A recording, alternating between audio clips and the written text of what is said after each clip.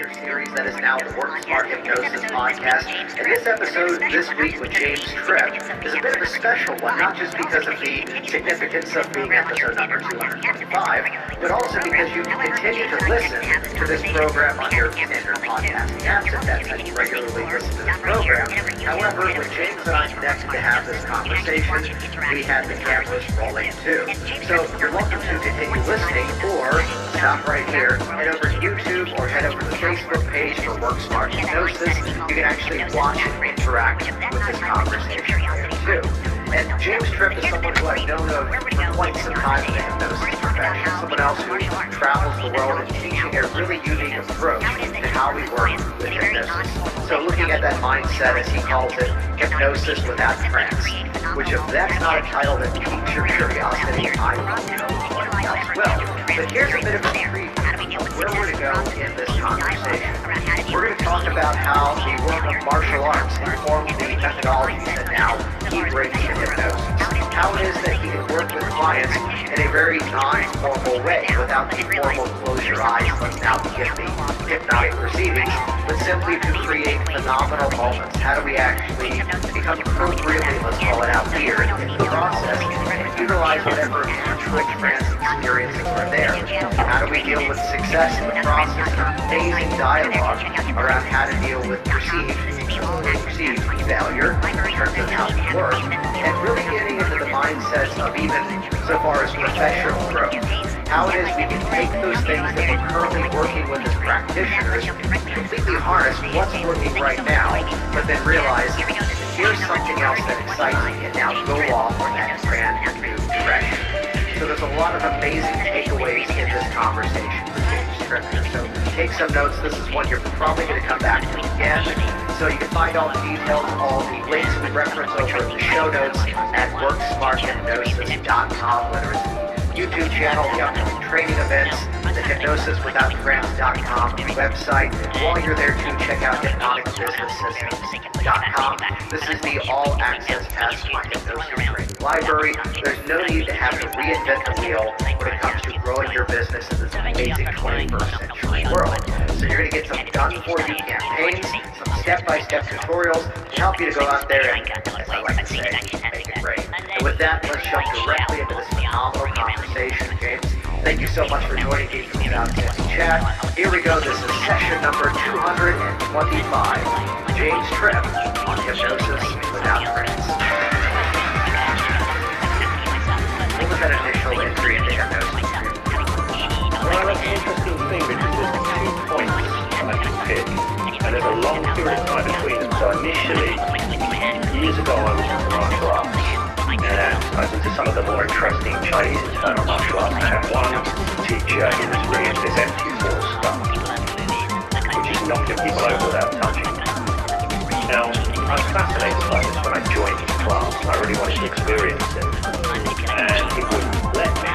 No, your chi is strong out to experience this. He kept pushing me back. And I'd watch week in, week out, senior students being thrown around without touch. And I was deeply curious about it, and kind of skeptical at the same time. So these two things going on. So eventually, after I'd been going long enough, and obviously showed that I was intended to continue studying, he invited me up to this particular spot, which I could say was spatial anchor in a lot of ways, because I'd seen this action happening there. And then he drew my chi out, locked me up, threw me around, and did all this kind of stuff. And it was a really profound, really vivid experience, and it was, I felt like it was really happening. It was powerful. And I went away, my brain says, is it really chi manipulation, or is there something else going on here? So what I found is I could actually get a lot of these effects happening myself. The first time I experienced an arm meditation was me doing it to myself, having my chi elevate my hand. And I thought to myself, well, I can make it happen. Can I stop it? And yes, I could. I could step out of that reality as well. I mean, when it was happening, it wasn't like I was lifting my hand. It was complete, that sense of non-volition. But I triggered it off. So I thought to myself, is this really chi manipulation, or is it hypnosis? And I didn't know anything about hypnosis at all, apart from what people learn from movies and that kind of thing. So I went back and I asked him, I said, look, is this really chi manipulation or is it hypnosis? And he said, well, hypnosis manipulates the chi of the mind.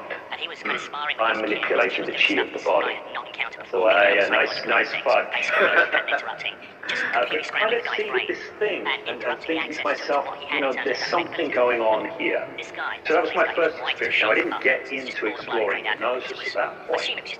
And that was probably at some point, I don't know, mid-late 90s.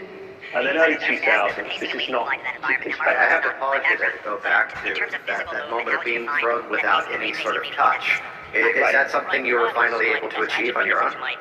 To throw myself without any touch. Or to throw someone else? Or... Oh yeah, I mean, later on, this is an interesting thing, because I became a martial arts teacher myself. And I would sometimes play around with this kind of thing, but I also felt slightly disingenuous doing so because I wanted to teach people to really be able to defend themselves should it come to it. And a lot of what happens within the dynamic of the class, you can get some interesting psychological effects, hypnotic effects happening, but they can also lull people into a misunderstanding about what might happen out in a street competition. Yeah, that person on the street is not the same person you've been practicing with. Exactly, yeah. So I find it kind of interesting. Actually, just talking about martial arts, I got into Russian martial arts systema in the late 90s as well. And they do some interesting stuff psychologically that doesn't require the same kind of prep and conditioning as the empty force stuff you tend to see in the Chinese martial arts. And I think it's more based on psychological principles like pattern interrupts and this kind of thing. And of course, it doesn't always work. So you've got to be ready to have something substantial right behind you. But a lot of the time, stuff that overlaps with some principles from Ericksonian work around pacing and leading and pattern interrupts and this kind of thing, you can see in place within Systema, and that stuff, I would say, really does work. I remember when I was running a class of this, regular weekly class in the early 2000s, I had this kid come along, he was about 15 years old. He trained with me for about 6 months and he really got into that side of things. And I had a guy visit my class who was a self-protection, close protection officer from the local police constabulary in Hertfordshire at the time. So he thought he knew a thing or two about fighting. And he was kind of sparring with this kid, and this kid was doing stuff this guy had not encountered before, purely on the psychological end of things. Pacing and leading, pattern interrupting, just completely scrambling the guy's brain and interrupting the access to what he had in terms of his own capabilities. And this guy, this police guy, he was white as a sheet after just all the blood had drained out of him because it was, I assume it was just a massive rocking of his world. He never came back again. I'm curious to ask the pacing and leading applied to that environment. Now, martial arts is not my background, but in terms of physical movement, how would you define that pacing and leading in that physical environment?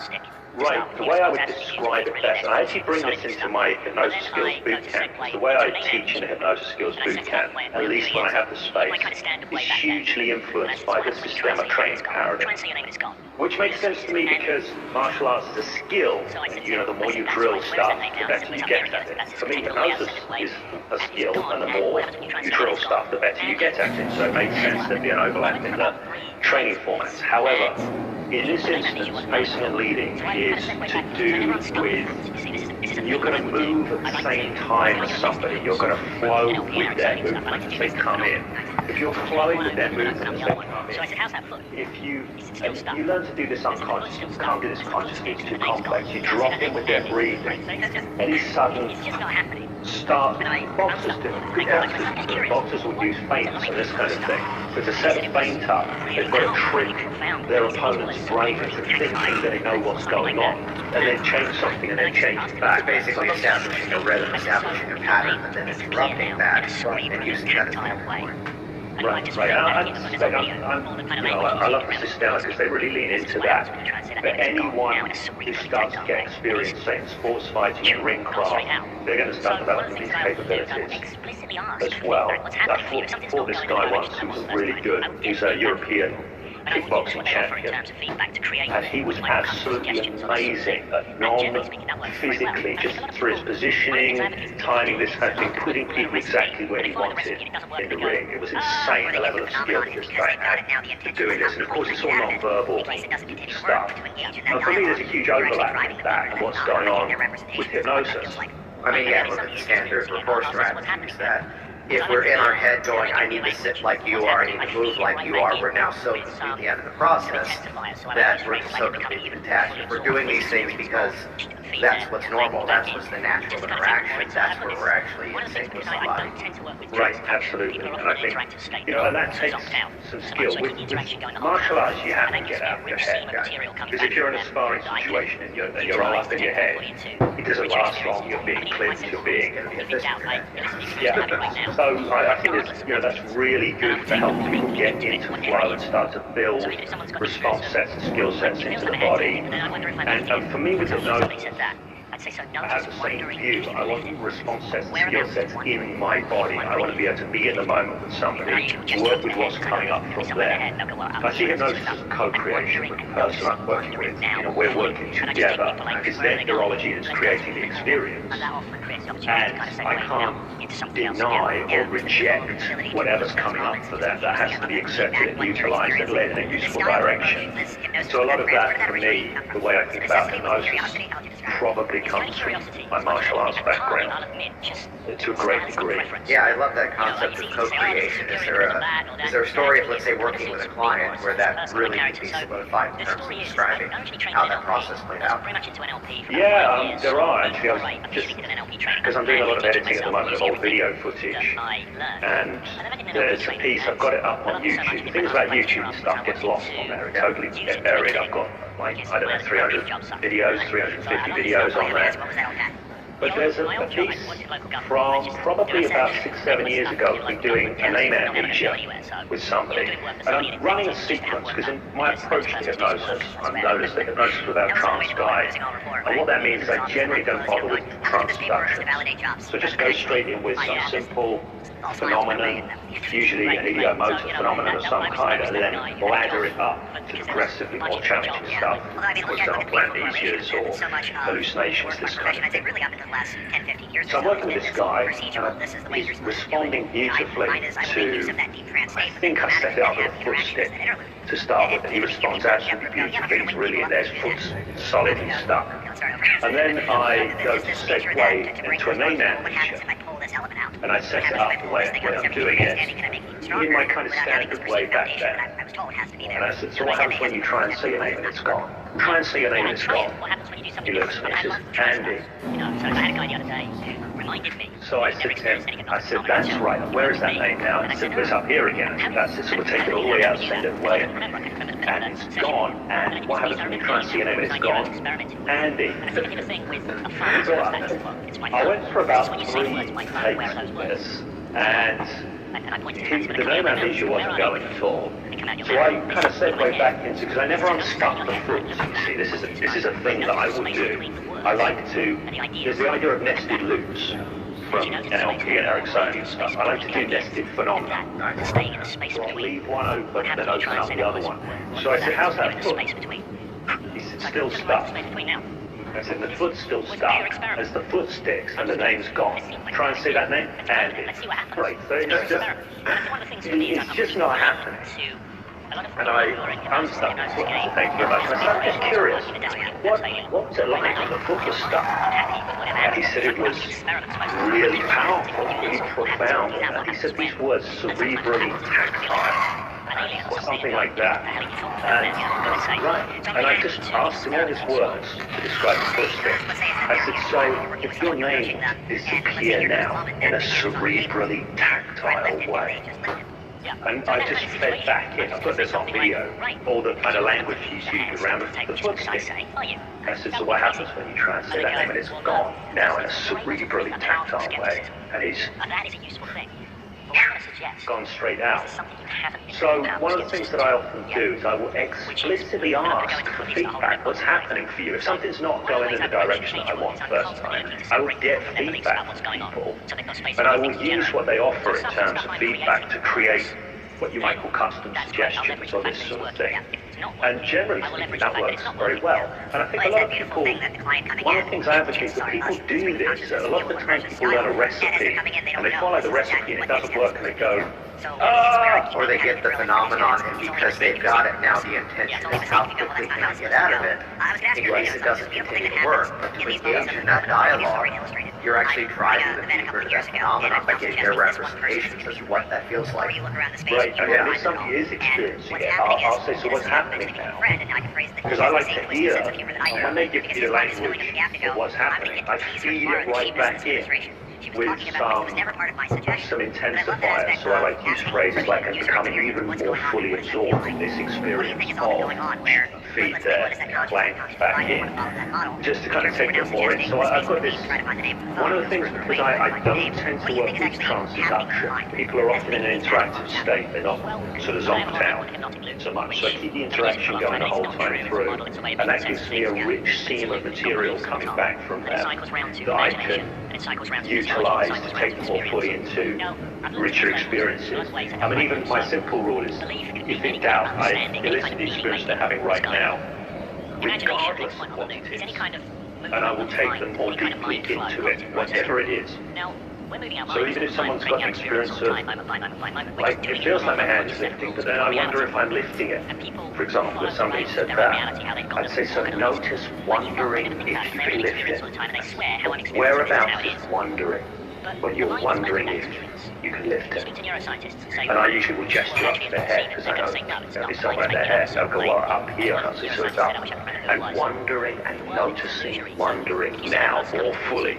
And I just take people, like, wherever they're going, let's go into it even more. And that often creates the opportunity to kind of segue out into something else again. Yeah, it's the beautiful ability to loop those moments just continuously. I love that feedback, what they're experiencing. The style of approach, this hypnosis with that trance, where did that originally come from? Was it necessity? Was it curiosity? How would you describe it? It's kind of curiosity as much as anything, and partly, I'll admit, just stylistic preference. You know, it's easy to say, oh, this is superior because of that or that. Yeah, actually, it kind of suits me more as a person and my character. So the story is I actually trained in NLP. I was very much into NLP for about 5 years slot. Even before I officially did an NLP training, I was madly teaching myself and using everything that I learned. And then I did an NLP training, and I loved it so much I did my master practitioner afterwards, and I wanted to use it to make a living. It's my real job stuff. So I love this stuff. I have asked, what was that old hat? My old job, I worked in local government. I was just doing pointless stuff in local government. It was not ever going to go anywhere. So, you know, doing work that somebody had invented just to have work done, because there was a person to do some work. That's where. That was in a way the moment of losing all rapport when I moved into this office. I'm at this closing. I'm going, how much of this paperwork is to validate jobs rather than actually buy the office? All smiles went away. Right. So, you know, I was that guy who had a job, but because there was the budget for a job, probably. Although, I mean, look at the beautiful correlation of that. So much of the work of our profession, I'd say really up in the last 10, 15 years or so, has been this procedural, this is the way you're supposed to do it. You know, mine is I will make use of that deep trance state, but then come at it and then have the interaction as that interlude. And even to hear people in a meetup group go, yeah, but you're going to wake people up if you do that. You have to go. Let's start over. Just this nature that to break those norms and go, well, what happens if I pull this element out? What happens if I pull this thing out? Does everything remain standing? Can I make it stronger without having this perceived foundation that I was told has to be there? You know, step A has to go before step B, otherwise it's not going to work. Yeah, and try it. What happens when you do something different? I mean, I love to try stuff. You know, so I had a guy the other day who reminded me that he'd never experienced any hypnotic phenomena until he worked with me. And I said, how did I do that? How did we do that? Because I couldn't remember. I couldn't remember the particular session. And I did this piece, and I remember doing it now. It was an idea I was experimenting with. And I think I did a thing with a phone. I said, what's that? He said, well, it's my phone. I said, so when you say the words my phone, where are those words? He said, well, and I pointed his mouth. He said, they're coming out my mouth. I said, well, where are they before they come out your mouth? They sit in my head. I said, so notice them in your head and look at that. Watch this phone. And notice the space between the words and the ideas. And that. And as you notice the space, go all the way into the space between the ideas and that, and staying in the space between. What happens when you try and say that was, what that is, when you're in the space between. So I took him right into the space between now. This was a pure experiment. I'm just curious. This seems like a good idea. Let's play with it. Let's see what happens. It's a pure experiment. And I think one of the things for me is I'm really willing to... A lot of people who are in hypnosis, in the hypnosis game, they're desperately afraid of things not working. They're desperately afraid of failure. Right? I don't mind. I'm happy with whatever happens because I'm conducting experiments most of the time. I'm curious what happens if we do this, what happens if we do that, what happens when. And sometimes what happens is people look at me like I'm an alien or something and go, what the hell are you talking about, man? For goodness sake. So I'm very happy to experiment and explore. Which is let's say it's that therapeutic environment. You're working with someone, you're coaching them, and let's say here comes the moment that the hand is on the table, and try to lift it, and they just lift it. Yeah. So in that kind of situation, I'm just going to say something like, right, because you're not going to believe your hand's stuck to the table just because I say, oh yeah, that would be crazy. And they go, well no. And I'll say, so you're able to bring a powerful skepticism. And that is a useful thing. But what I'm going to suggest is there's something you haven't been bringing a powerful skepticism to yet. Which is, and I'm going to go into the police that are holding their problem in place. So, one of the ways I approach change work is I'm constantly looking to separate people from their beliefs about what's going on, so they've got space for new things to generate. So if stuff I'm creating works, then that's great. I'll leverage the fact that it's working. If it's not working, I will leverage the fact that it's not working. Well, it's that beautiful thing that the client coming in, chances are us, stream of consciousness, deal with what emerges as style. As they're coming in, they don't know this is exactly what next step is supposed to be there. So it's where I keep having to drill it for new students. It's only a mistake if you say the word whoops. It's only a mistake if you go, well, that's not how it's supposed to go. I was going to ask your opinion on something. This beautiful thing that happens in these moments of phenomenon. I'll give you a story to illustrate it. I'm running an event a couple of years ago, and I'm now suggesting this one person isn't going to be in the room. The more you look around the space, you won't find them at all. And what's happening is, and this is a guy who eventually became a friend, and I can phrase that he has the same twisted sense of humor that I do, because his mind is filling in the gap to go, I'm going to get to tease her tomorrow that she missed this demonstration. She was talking about, which was never part of my suggestion, but I love that aspect of asking for the user experience. What's going on there? What does that feel like?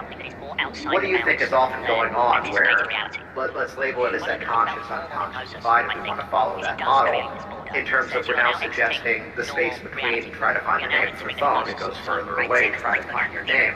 What do you think is actually happening within the mind that's making these magical moments happen? Well, I mean, I have a model I call the hypnotic loop, which I've been using for a long time, and it's not true, it's a model, it's a way of making sense of things. But it's a loop, and it's got beliefs at the top, and then it cycles round to imagination, and it cycles around to physiology, and it cycles around to experience. Now, I've looked at these labels, and in a lot of ways I don't like them, so Belief could be any kind of understanding, any kind of meaning making that's going on. Imagination, the next point on the loop, is any kind of movement of the mind, any kind of mind flow, cognitive processing.